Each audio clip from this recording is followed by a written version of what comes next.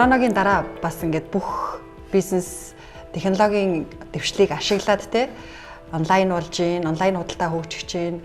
Тэгэхээр яг одоо манай Монголын IT-ийн технологийн салбарын энэ давуу талыг бас яаж ашигламаар төр хувийн хвшил, төрийн бодлого, тэр инновацийн хуулийн дээрээ бид нэр өөрчлөлт оруулах тий. Дээрээс нь энэ хабуудыг, инкубатор төвүүдийг яг одоо төрийн дэмжлэгтэйгээр хувийн хвшлийн оролцоотойгоор бүр илүү одоо цог цутгаар нь хийх гэдэг ч юм уу те энэ хамтын офсуудаар дамжсан гарааны бизнес хамгийн хурдан хөгжиж.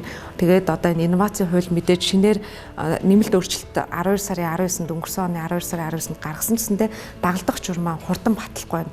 Хэрвээ энийг баталчих юм бол гарааны бизнесүүд одоо технологи, инновац шингэсэн гэдгээ хамтын офс инкубатор төвүүдээр тодорхойлуулаад 3 жилийн нөөц болон гайлын татваруудаас чөлөөлөгдөх ийм хуулинд батлагдсан байгаа. Тэгэхээр ер нь бол алхамаар ингээд урагшилж байна. Тэгтэл энэ дээр болохоор манай гарааны бизнесүүд жоохон энийг нөгөө мэдээл байхгүйгаас болоод тусдаа тий ингээд хийгээд байгаа. Тэгэхээр бид нар сүүлийн үед бол нэлээ энэ нөгөө нэг нэгдэж дуу хоолойгоо өргөхийн салбараа сурталчлах ийм шаардлага дээр үндэслээд ийм нэг одоо Dreamers гэдэг нэгдлийг одоо 2 сарын өмнөөс байгуулад нэлээ эрч хүчтэй ингээд бас явж байгаа.